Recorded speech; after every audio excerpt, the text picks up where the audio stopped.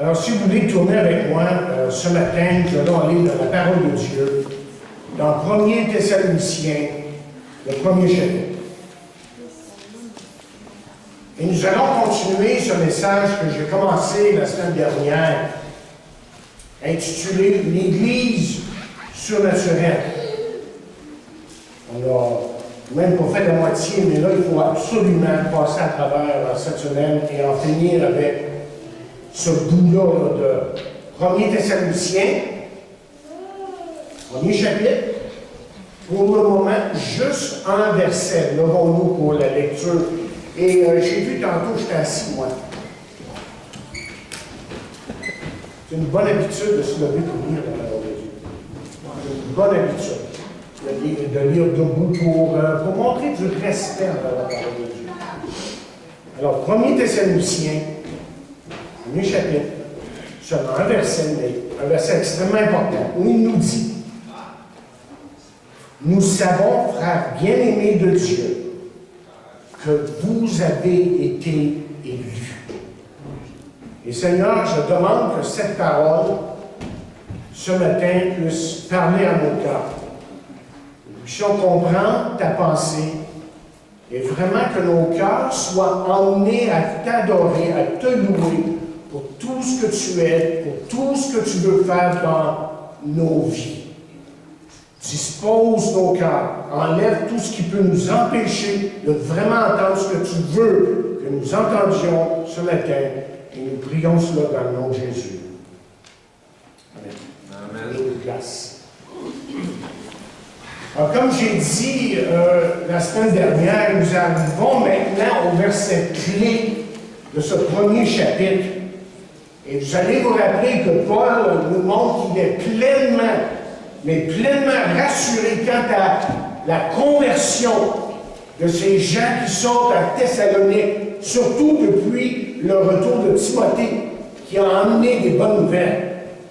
Aussi, il a dit qu'ils sont, vous vous rappelez au début, là, qu'ils sont en Dieu le Père et en Jésus-Christ le Seigneur. Et à cause de ça, ils ont reçu la grâce et la paix. Et là, un peu plus loin, Paul va utiliser des termes pleins d'affection, je dis bien, en les appelant des frères bien-aimés de Dieu. Et vous allez vous rappeler, la semaine dernière, que ces paroles-là voulaient dire, littéralement, que ces gens étaient la cible de l'amour de Dieu. Et ce qu'il ajoute ici est très important. Il dit, vous avez été élus. Autrement dit, vous avez été choisis. Et la question que je me suis posée, moi, en préparant ce message, la question qui automatiquement est venue à mon esprit, mais Paul, comment peux-tu être si sûr de ça? En disant, vous avez été élus, comment peux-tu savoir que ces gens-là sont des élus? Véritablement. On a parlé d'élection. Et l'élection précise Wayne Grudem, un réformé, charismatique, et dit c'est un acte de Dieu avant la création, par lequel il choisit certains pour être sauvés, non à cause de quelques mérites de leur part qu'il aurait connu d'avance, mais uniquement selon son bon plaisir. Et la parole de Dieu nous dit ceci. Et là, je vais vous citer souvent la parole vivante parce que vous connaissez si bien Louis II, il faut le dire de l'autre façon, pour que nous saisissions vraiment toute l'ampleur de ces versets que je viens de lire ce matin.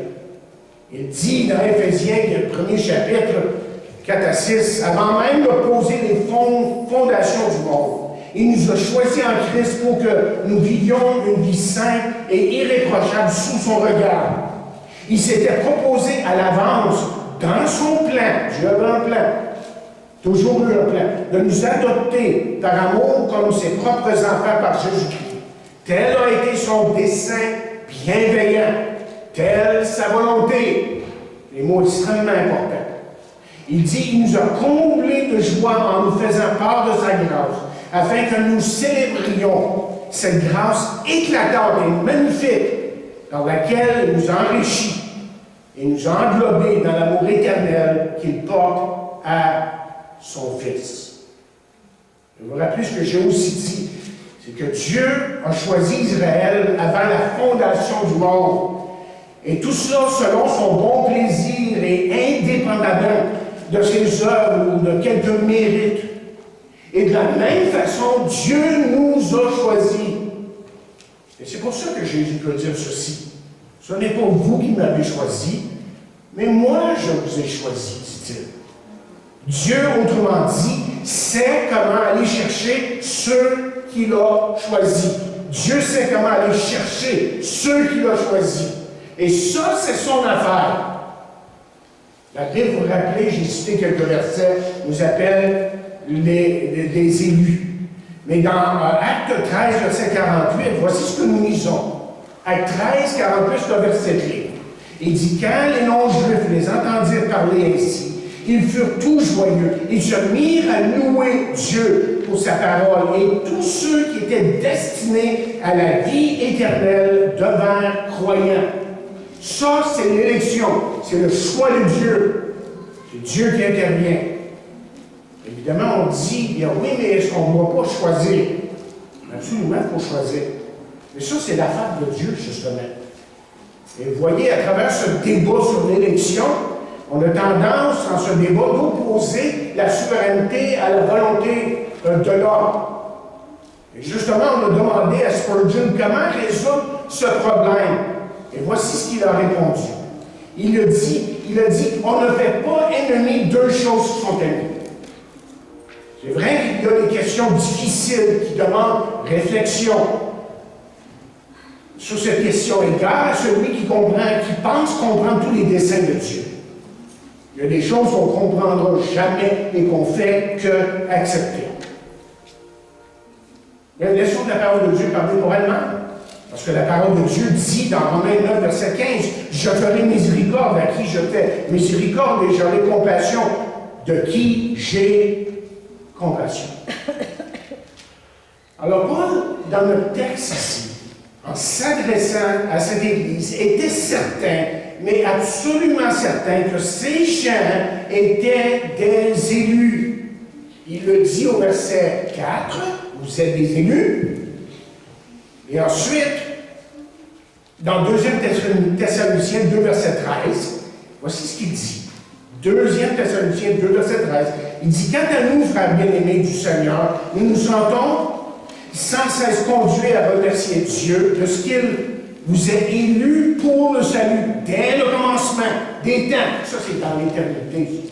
Quand cette terminologie-là revient dans la Bible, vous savez qu'il est question de l'éternité. Et vous avez été mis au bénéfice de l'action sanctifiante de l'Esprit, et vous avez placé votre confiance dans la vérité. Autrement dit, et je répète, Paul est certain que les gens ici à Thessalonique sont des enfants de Dieu. Maintenant, ce qu'on a commencé à faire la semaine dernière, c'est qu'on est revenu au verset 3 pour comprendre ce qu'il est en train de dire ici. Et au verset 3, nous lisons ces paroles, nous rappelant sans cesse l'œuvre de votre foi, le travail de votre amour et la fermeté de votre espérance. Et ici, dans ce verset, il commence littéralement une liste de 10 caractéristiques qui indiquent qu'un individu est vraiment un enfant de Dieu, qui indiquent qu'une personne est sauvée. Et moi, je les appelle évidemment les trois absolus. Vous vous rappelez, la semaine dernière, j'ai commencé ça. J'appelle les trois absolus. C'est-à-dire qu'il va y avoir dans la vie de celui qui est chrétien, qui est un enfant de Dieu, trois choses. Trois choses qui vont exister. Et ce que je veux que vous compreniez, c'est que ces trois choses-là, comme les autres, il y en a qu'on va mentionner un temps plus tard, comme les autres, toutes ces choses-là viennent de Dieu. Autrement dit, toutes ces choses sont surnaturelles. Et c'est très important ce que je vous dis là. C'est ça qui crée tellement de problèmes dans l'esprit de bien des gens qui ont fait à l'élection. Aucune volonté humaine ne produit ces trois choses ici. C'est entièrement l'œuvre de Dieu. Et de quoi est-ce qu'on parle? On parle de l'œuvre de votre foi, du travail de votre amour et de la fermeté de votre espérance. Alors, parlons justement, on est rendu là, de l'œuvre de votre foi. Comment dire, une personne qui a la foi qui sauve, une personne qui a vraiment la foi qui sauve, manifestera l'œuvre puissante de Dieu qui produit en lui un changement dans sa nature et dans sa disposition. Suivez-moi ce matin. C'est très important. Et la Bible nous dit que si quelqu'un est en Christ, il connaît Jésus-Christ, il est une nouvelle créature. Les choses anciennes sont passées et toutes choses sont devenues nouvelles. Quelqu'un a écrit une personne qui est sauvée a été transformée par la puissance transformatrice de la régénération. Dieu le change. Dieu le transforme. Il y a quelque temps, une vedette de télévision a dit dernièrement qu'il s'est converti à Christ. Et il ajoute ceci dans son témoignage. Il dit qu'il ne pensait pas que cela allait changer grand-chose dans sa vie. Et ça, chers amis, c'est un mensonge qui vient directement de l'enfer. Ça vient directement de l'enfer. Parce que les élus sont des gens qui s'engagent dans les œuvres saintes et justes pour la gloire de Dieu. C'est le fruit, c'est le résultat. Et vous allez voir, ça revient continuellement avec les versets qu'on va lire dans quelques minutes. Mais écoutez, en rien est-ce que ça contredit le salut par grâce. Là, on va toucher d'autres choses, juste très brièvement. Parce que la Bible est claire, enseigne clairement que ce n'est pas par les œuvres que nous sommes sauvés. Et si vous avez des doutes, bien, tournez avec moi dans Romains. Je vais commencer Romains, 3e chapitre. On va regarder quelques versets et vous allez comprendre ce que la Bible enseigne en ce qui a trait à nos œuvres. Alors, Romains 3e chapitre et le verset 20, voici ce que nous lisons. Car personne ne sera justifié devant lui, devant Dieu, par les œuvres de la loi, puisque c'est la loi que vient la connaissance du péché. La loi nous montre qu'on est des pécheurs. C'est son rôle. C'est le pédagogue, nous dit Galate. Et ensuite, au verset 28, voici ce que l'apôtre dit. Il dit, car nous pensons que l'homme est justifié par la foi sans les œuvres de la loi. Romains 5, verset 1. Étant donc justifiés par la foi, nous avons la paix avec Dieu dans notre Seigneur Jésus-Christ. La Bible est claire, mais si vous voulez encore des versets qui sont aussi clairs, je ne dirais pas plus clairs, là, mais allons dans Éphésiens 2e chapitre, des versets que vous connaissez bien. Regardez ce qui est dit au verset 8, car c'est par la grâce que vous êtes sauvés, par le moyen de la foi. Et cela ne vient pas de vous, c'est le don de Dieu. Ce n'est point par les œuvres, afin que personne ne se glorifie. Il n'y a rien que vous pouvez produire à Dieu pour que vous puissiez rentrer au ciel. Ce que Dieu vous donne, la vie éternelle, c'est un don. C'est tout simplement un don. Mais revenons au sujet qui nous concerne et voyons encore que la Bible est claire sur ce sujet. Autrement dit, s'il y a une conversion, il y a aussi une transformation. Et quelqu'un écrit du genre d'esclavage à un autre. Dans Romains 6, verset 18, voici ce que nous lisons. Eh bien, Romains 6, verset 16 à 18, il dit, ne savez-vous pas quand vous livrez à quelqu'un comme esclave pour lui obéir, vous êtes esclave de celui à qui vous obéissez, soit du péché qui vous conduit à la mort, soit de l'obéissance qui conduit à la justice. Mais grâce soit rendue à Dieu de ce que, après avoir été esclave du péché, vous avez obéi de cœur à la règle de la doctrine ou de doctrine dans laquelle vous avez été instruit. Ayant été affranchi, et quand est-ce que je suis affranchi?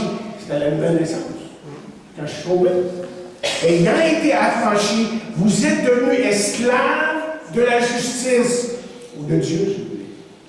Verset 21, quels fruits portiez-vous alors? Des fruits dont vous rougissez aujourd'hui. C'est la fin de ces choses, car la fin de ces choses, c'est la mort. Mais maintenant, étant affranchi du péché, encore une fois, quand est-ce que ça arrive, ça? Ça arrive à la conversion. Okay? Étant affranchi du péché et devenu quoi? Esclave de Dieu, faites attention au reste. Faites attention au reste. Vous avez pour fruit la sainteté et pour fin la vie éternelle. Maintenant, écoutez bien, la raison pour laquelle les croyants peuvent faire des bonnes œuvres, et on est sauvé pour faire de bonnes œuvres. On n'est pas sauvé par les œuvres, mais pour des œuvres. Il y a une différence là. Et si les croyants accomplissent justement, sont capables de plaire à Dieu, si vous voulez, faire des bonnes œuvres, ça tient au fait, chers amis, que Dieu agit en eux. Suivez-moi, là, c'est important. Dans Éphésiens 2e chapitre, verset 10, je lis la parole vivante, ce que nous sommes, nous le devons à Dieu. C'est très bien dit. Nous le devons à Dieu. C'est pas je suis, c'est Dieu qui le fait. Il nous a recréés en Christ pour nous faire accomplir dans la communication avec lui de bonnes actions qu'il a préparées depuis longtemps pour nous. Voilà la vie conforme à la volonté de Dieu, celle pour laquelle il a tout arrangé d'avance. Wow. Il a préparé notre chemin afin que nous n'ayons plus qu'à y marcher. Dieu l'accomplit. Dieu le fait. Et là, dans Philippiens 2e chapitre, verset 13, peut-être que c'est encore plus clair. Et voici ce que Paul dit. Il dit, Dieu lui-même œuvre en vous. Sa bienveillance suscite. Sa bienveillance suscite en vous à la fois la volonté et l'action. Vous saisissez là? Sa bienveillance suscite, dans nos cas, là, suscite en vous à la fois la volonté et l'action, afin que ces desseins pleins d'amour se réalisent. Je vais vous dire de l'autre façon, parce que vous seriez surpris comment que beaucoup de chrétiens ne comprennent pas ce que je suis en train de dire ici. Malheureusement, je pense qu'il y a des pasteurs qui ne comprennent pas ce que je dis ici. Un chrétien va faire de bonnes œuvres. Et le contraire dit qu'il n'est pas un enfant de Dieu. Okay? C'est ça qui est important à comprendre.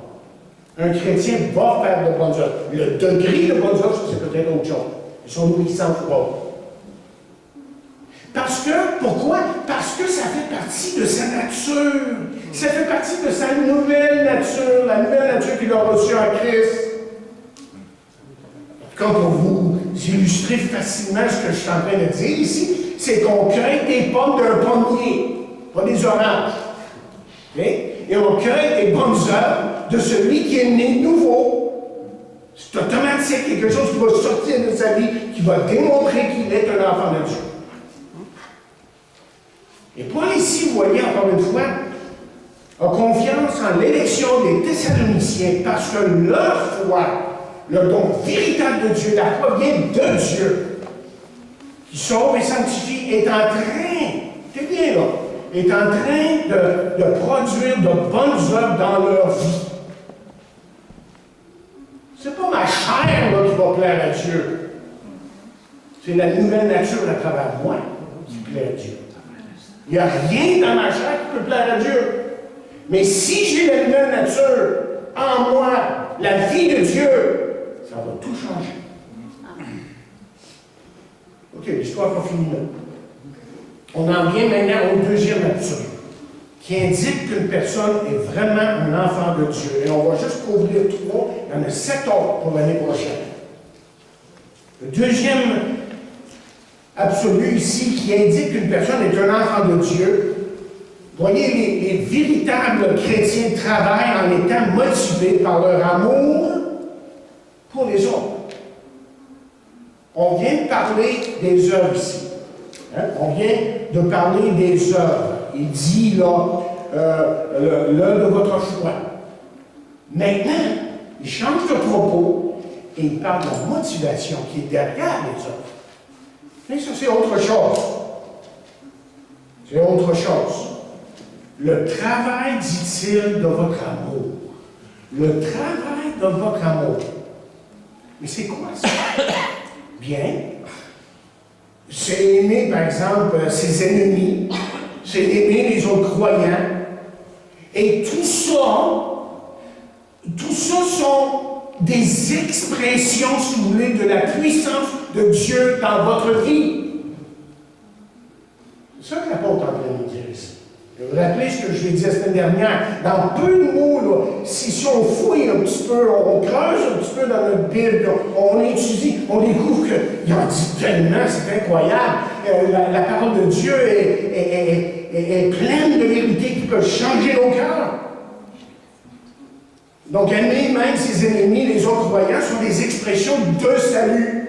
Jésus dit, mais moi je vous le dis, aimez vos ennemis, bénissez ceux qui vous maudissent, faites du bien à ceux qui vous détestent, et priez pour ceux qui vous maltraitent, qui vous persécutent. Paul, lui, va dire, en parlant des chrétiens, ainsi donc, dit-il dans Galates 16:10, pendant que nous en avons l'occasion, pratiquons le bien envers tous, et surtout, dit-il, envers les frères de la foi.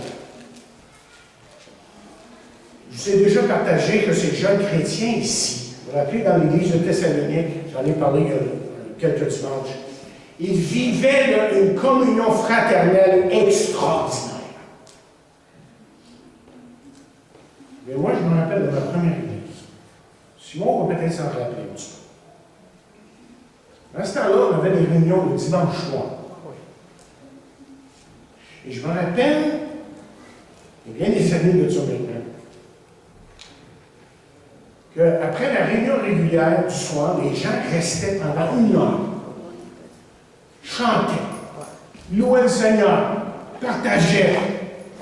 Et après cette heure-là, ils allaient chez quelqu'un et continuaient à faire ça jusqu'à minuit. C'était extraordinaire de voir ces gens-là partager.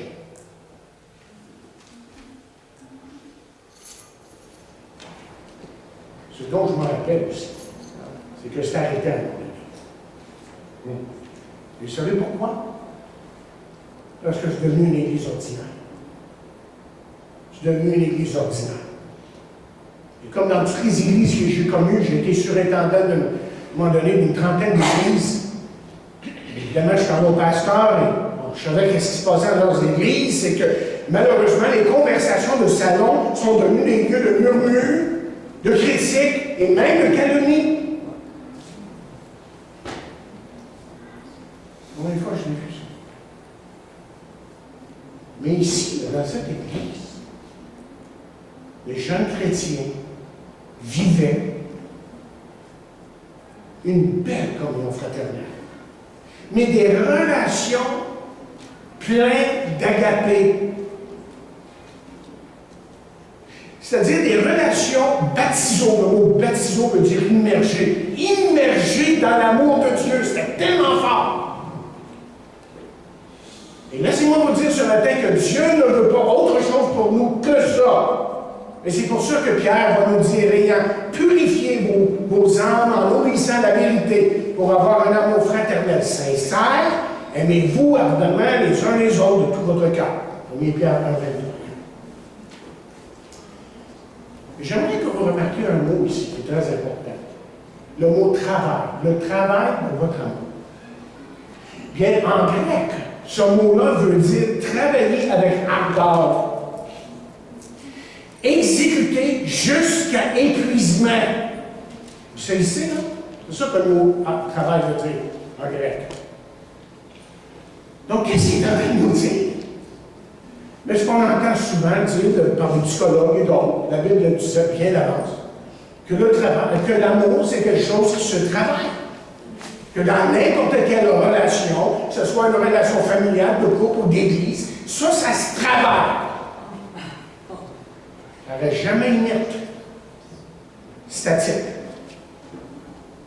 Et l'apôtre nous fait une promesse. Il nous dit dans Romains 8, 28, nous savons du reste que toute chose concourt au bien de ceux qui aiment Dieu, de ceux qui sont appelés selon son dessein. Qui sont ceux qui sont bénis? C'est ceux qui aiment.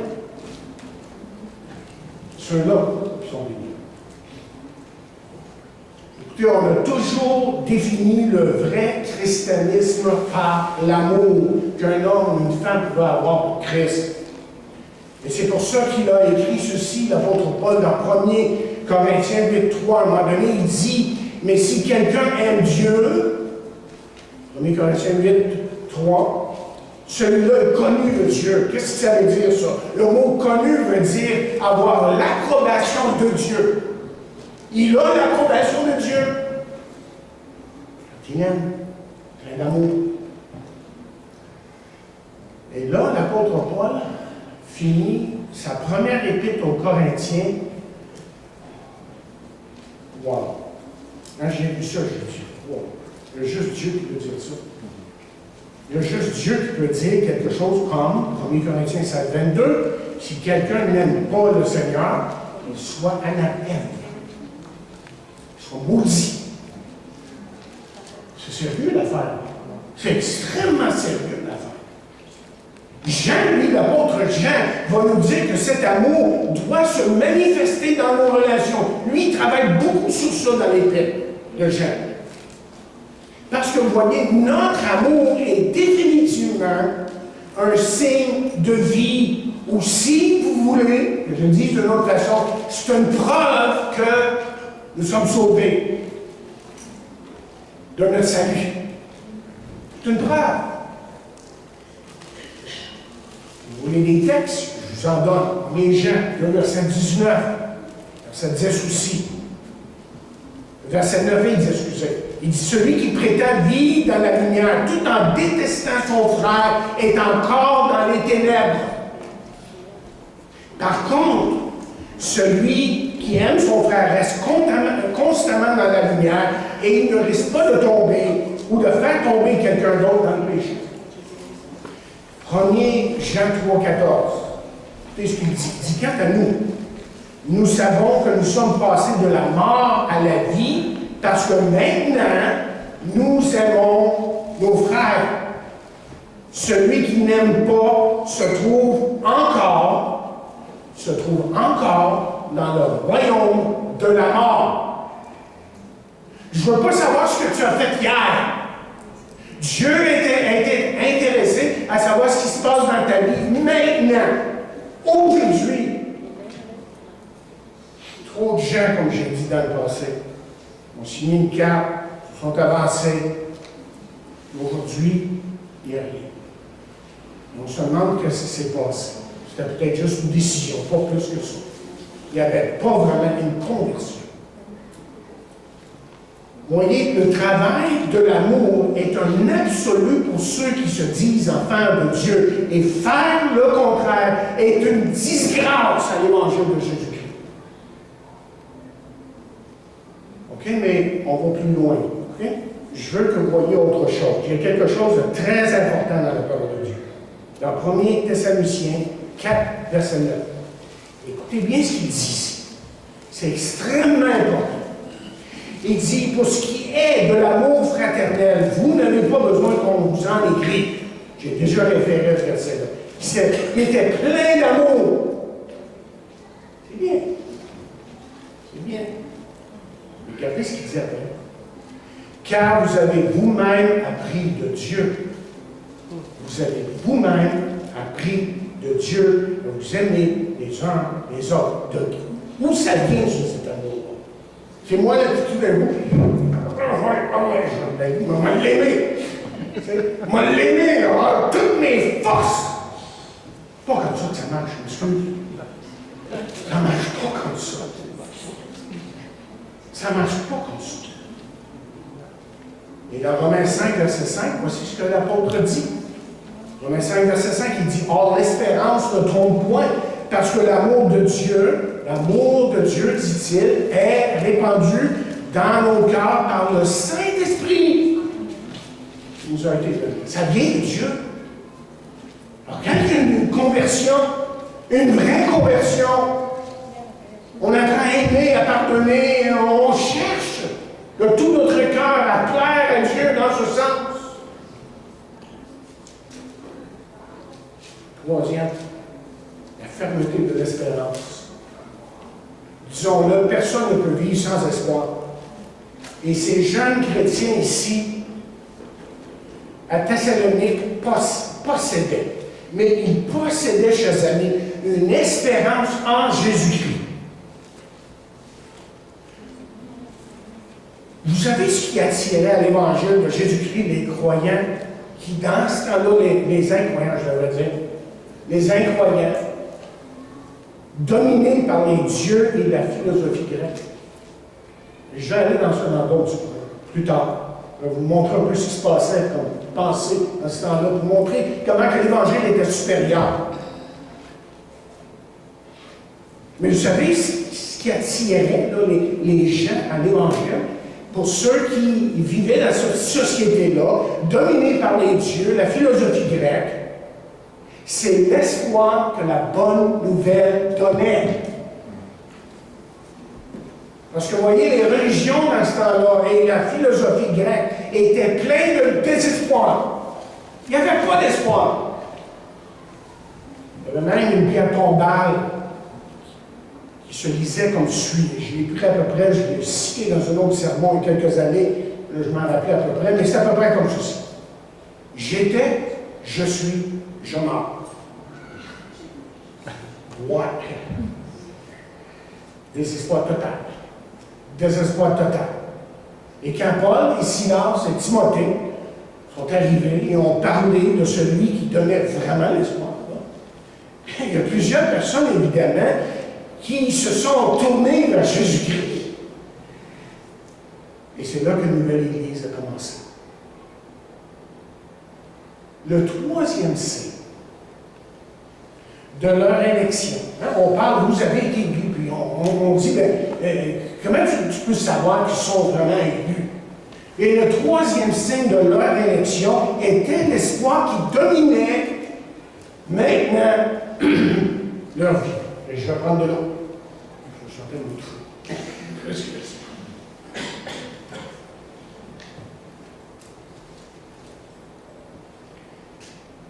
Paul ici parle de la fermeté de votre espérance. La fermeté de votre espérance. Je veux que vous concentrez sur ces paroles-là. C'est profond, c'est fort. C'est pas juste un gars qui s'est assis un jour et il a moi, comment tu as écrit une belle chanson. C'est pas ça. Là. Oh, il est inspiré, ça c'est sûr. Mais c'est Dieu qui parle. C'est ça la différence. Et là, il parle de la fermeté de votre espérance. Et quelqu'un a écrit ce qui est, je pense, très juste. C'est que le salut instruit les croyants dans cette espérance. Et je répète ce que je viens de dire. Le salut instruit les croyants dans cette espérance. Hier soir, moi et Barbara, à l'heure du souper, on pensait à écouter les nouvelles, mais on a décidé d'écouter une vidéo des Happy Good Bands. Gospel. Tu sais, je chante gospel. Southern Gospel. Que j'aime en passant. Et puis là, on chantait, puis j'ai remarqué une chose, on s'est dit, je pense qu'on a fait la même remarque ensemble, c'est qu'ils font que parler du ciel. Ils font que parler du ciel. Pourquoi? Parce que ce sont des enfants de Dieu. Ils savent qu'ils s'en vont au ciel.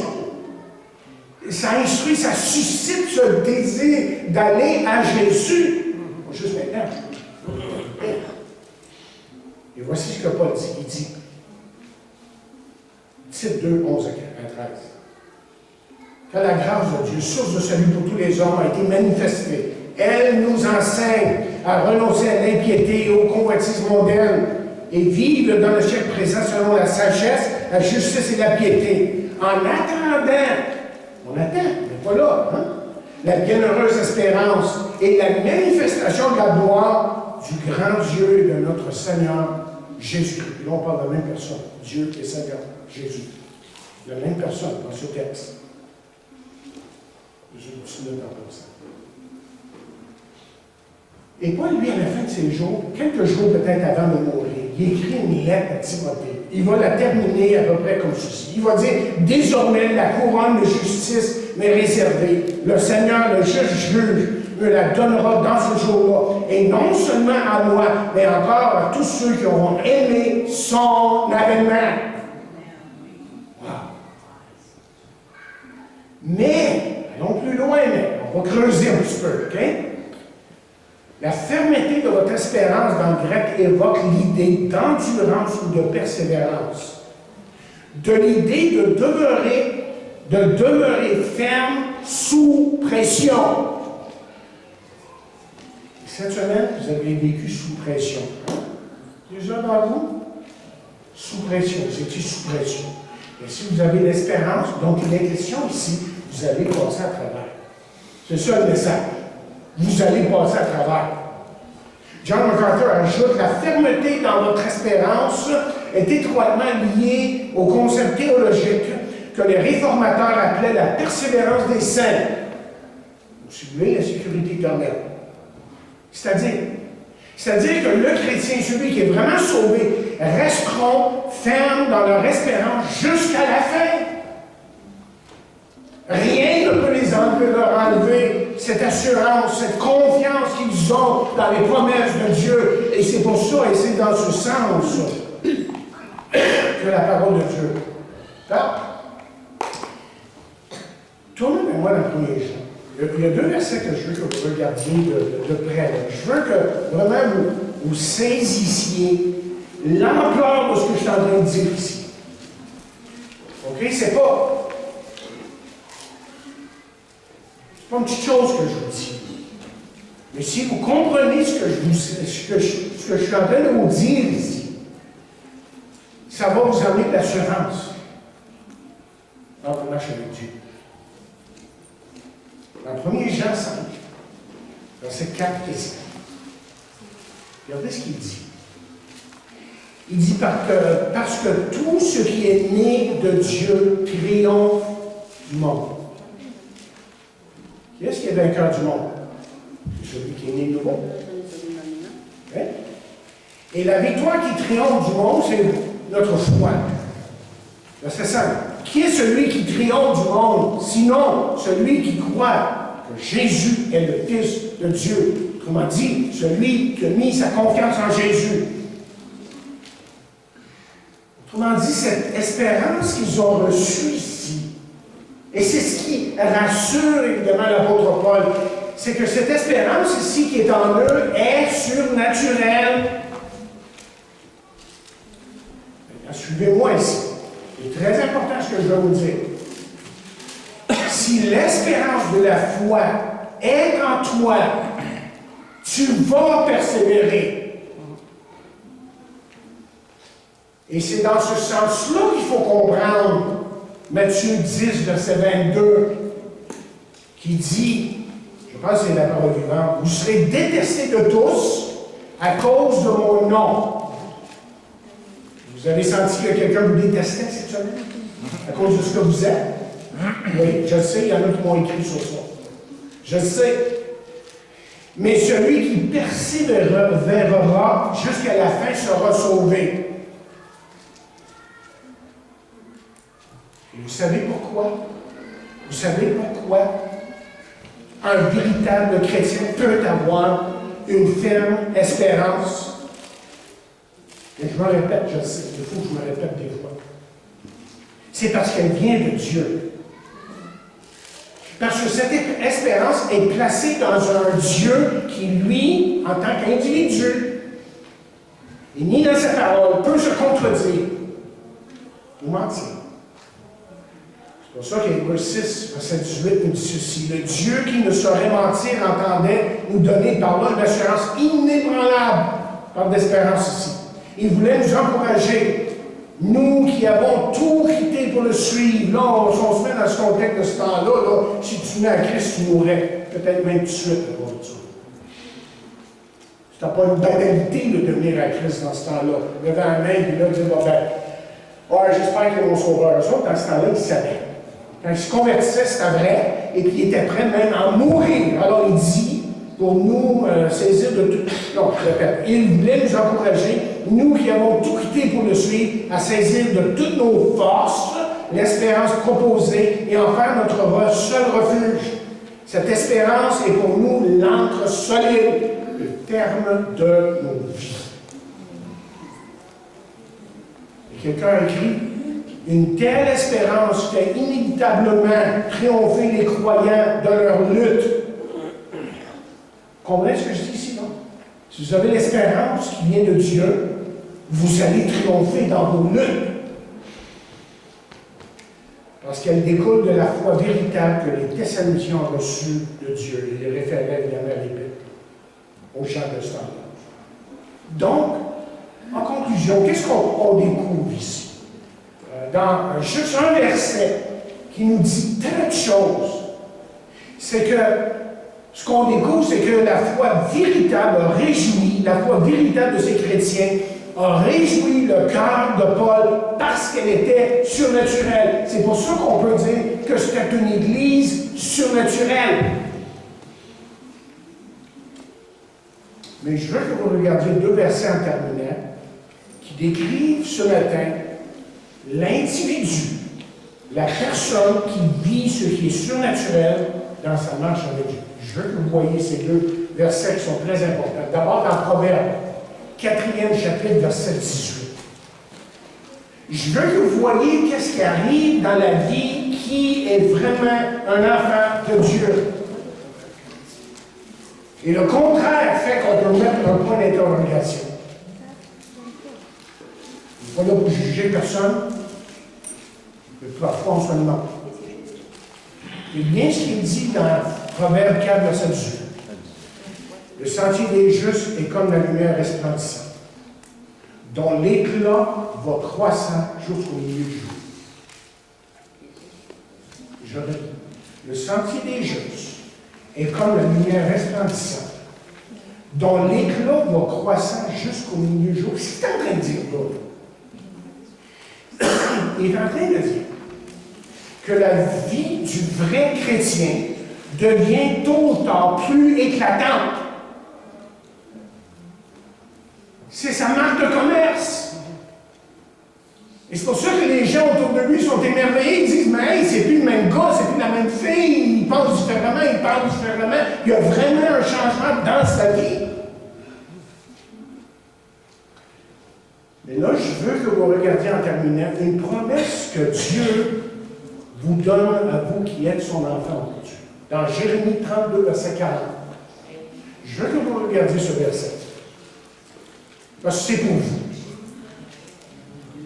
Jérémie 32, verset 40, il dit, je traiterai avec eux une alliance éternelle. Il parle de la nouvelle alliance. Ça, c'est nous, ça. On est dans la nouvelle alliance.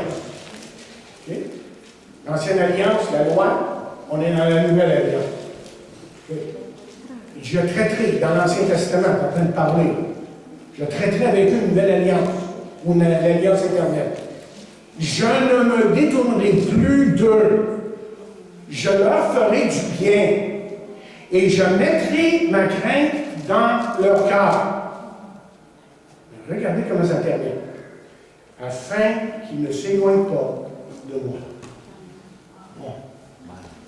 Afin, pourquoi est-ce que Dieu nous donne qu'on ne s'éloigne pas de lui? Tout simplement. Comment dit, la vie éternelle, chers amis, ou la vie de Dieu qui est en vous, est la garantie que vous ne pourrez jamais être perdu. Vous êtes garantie. Si elle est là en vous, si vous êtes un élu, vous êtes un élu pour toute l'éternité. Il n'est pas comme si Dieu gardait la main et disait, ah, je l'ai élu, là, je l'ai choisi, puis en cours de route, il a décidé de tourner de bord. Pas comme ça marche. C'est comme si Dieu avait manqué quelque chose. Donc, il est plus omniscient.